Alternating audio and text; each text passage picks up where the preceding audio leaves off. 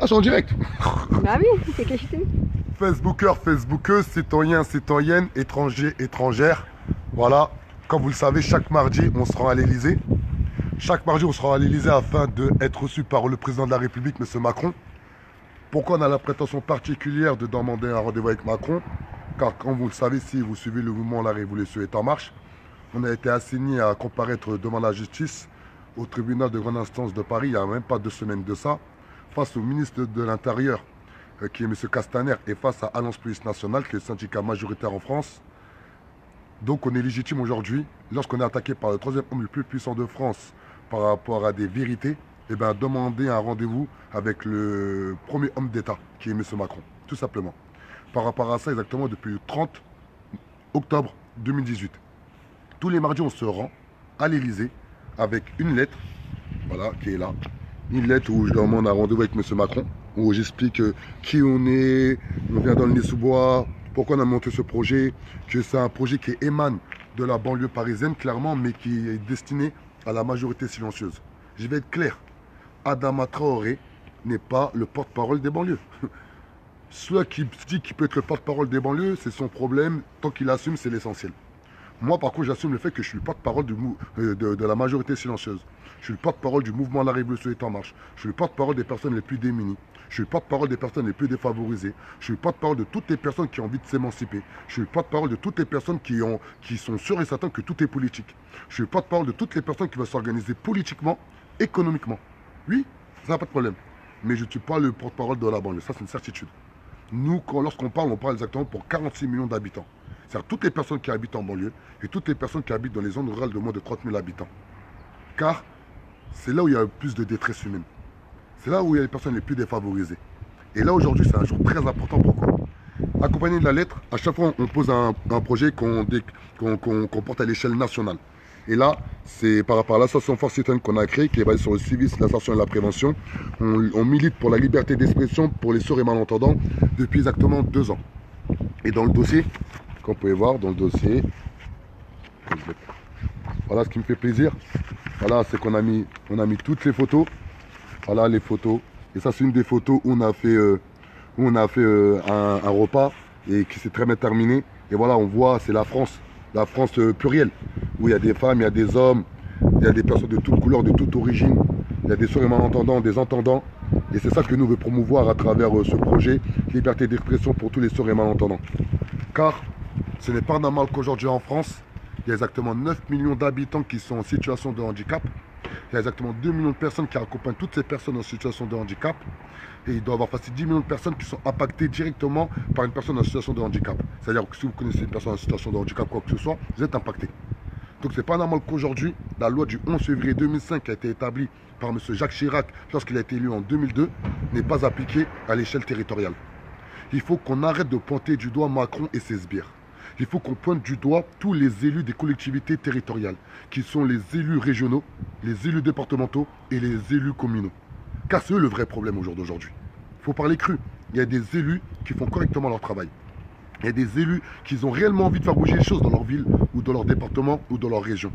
Mais le problème, c'est qu'ils sont soit en minorité, ou soit ils ne sont pas entendus par ceux qui sont au-dessus d'eux, c'est-à-dire les présidents ou les maires, ou les mairesses, car aussi il y a des femmes.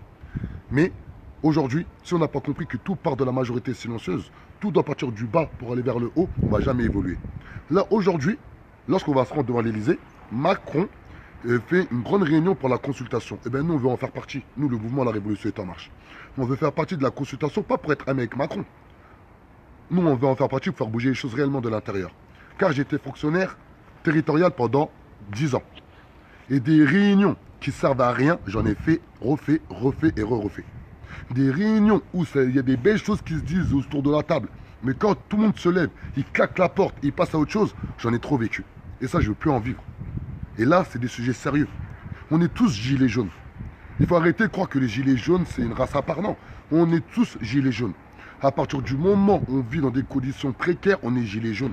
À partir du moment où on est oppressé, on est gilet jaune.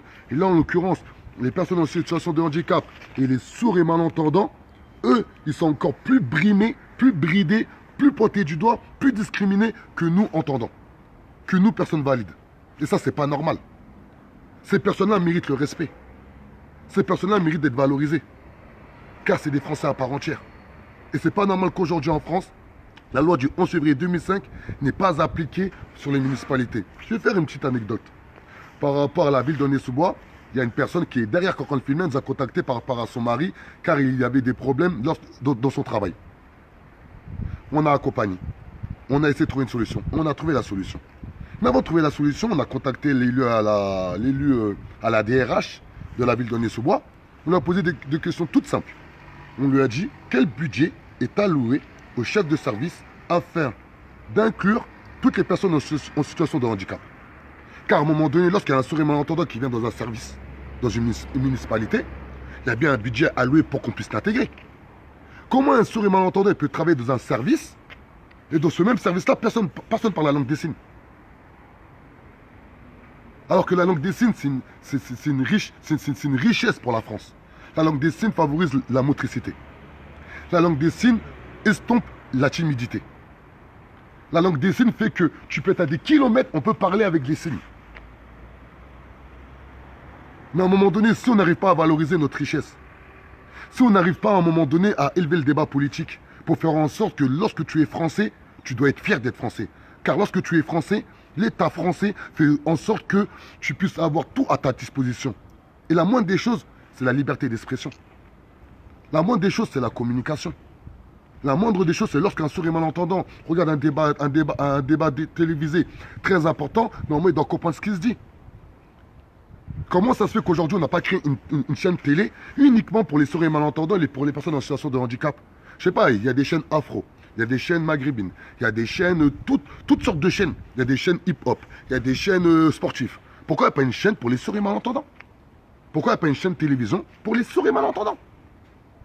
Ou dans cette chaîne-là, il y a des personnes en situation de handicap qui montent en pression, qui montent en grade, qui montent en termes de notoriété à l'échelle nationale et que eux puissent parler pour eux-mêmes. Mais pour ça, si on n'a pas compris qu'entendants et sourds et malentendants vont être ensemble, unis main dans la main, afin de faire avancer ces personnes en situation de handicap, on ne va jamais avancer. Comment une personne valide peut se sentir supérieure à une personne en situation de handicap? Mais normalement, c'est la personne valide qui doit accompagner la personne en situation de handicap, qui doit faire preuve d'humilité. Car la personne en situation de handicap, malgré son handicap, elle garde le sourire. Et là, je vais finir avec Cynthia. Elle va faire un petit message. Hein, Cynthia, un petit message. En sourd et malentendant, voilà.